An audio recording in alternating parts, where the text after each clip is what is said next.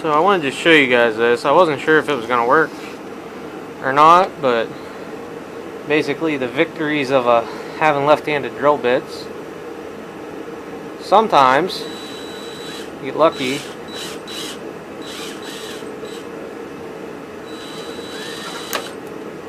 When you drill into it, it'll catch and pull it out. I wasn't paying attention where that piece went to, but hopefully you guys can see alright that it come out of there. If I find it, I'll show it to you guys. Oh, here we go. But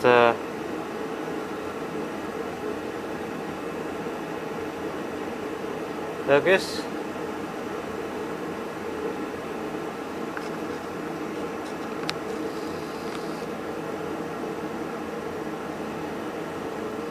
It's starting to. Well,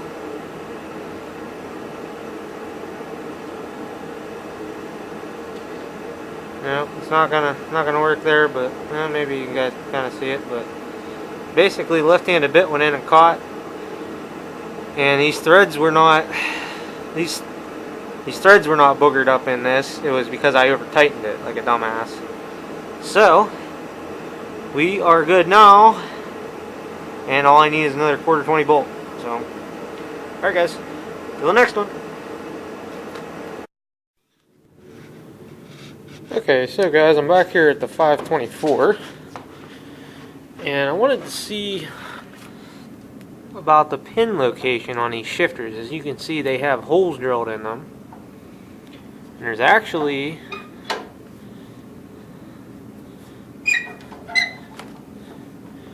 I don't know what the big pin's for, because it doesn't actually touch. It actually sits on this pin, and it looks like there's 2 pin holes. So, but what I'm going to do is I'm going to replicate this one, and I actually have a Sharpie marker handy. So it's about rounded off and even with the corner. Hopefully you guys can see that alright. And I'm sure it doesn't have to be exact, it just has to be kind of close. So we're going to go in here. You guys might as well come with me as I go through my maze in here where the heat's on. So basically, I was in here, I was screwing with this before, because I was guesstimating maybe I should put a mark there, but in reality it actually needs to be more like right here. That should be pretty close. Sorry, I had the Sharpie marker cap. So, what I'm going to do is I'm going to get a drill bit. It looks like there's something over there. And I'm going to drill across through here, and I may even have some tension pins. And we'll put that in there, and if not, what I'll do is I'll just put a bolt through there or a little stud or something, and we'll make it work. So let me drill that hole, see what I can find to put in there, and then I'll go from there. Then at that point, I think I'm back to I'll put the engine on, and I can work on the wiring and the hitch, etc., etc. So okay guys, hold on a minute here. Alright guys, so here's what I ended up with. I ended up putting a I cannot think what they're called right now, but I put one of these clips in here. Boy, I'm having a brain fart. That's going to annoy me. Hairpin clips? Hairpin Carter pins. Alright. Anyhow, I put that in there after I drilled I did an 1/8 inch hole. I figure I'm going to look at work tomorrow and see if we have some tension pins. We probably do. Steve just doesn't have any at home. But anyhow, it works. Check that out.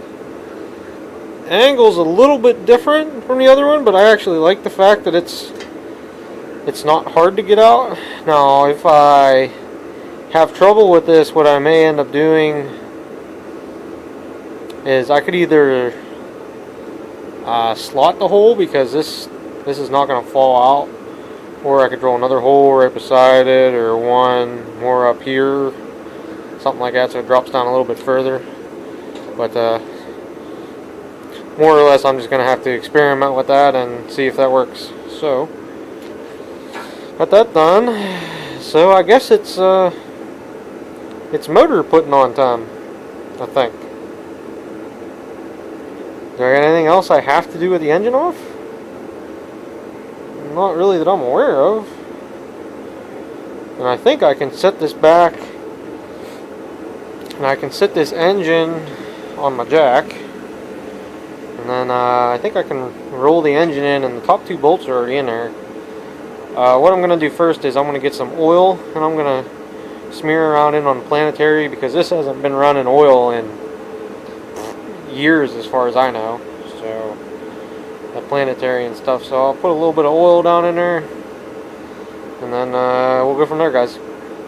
So stay tuned.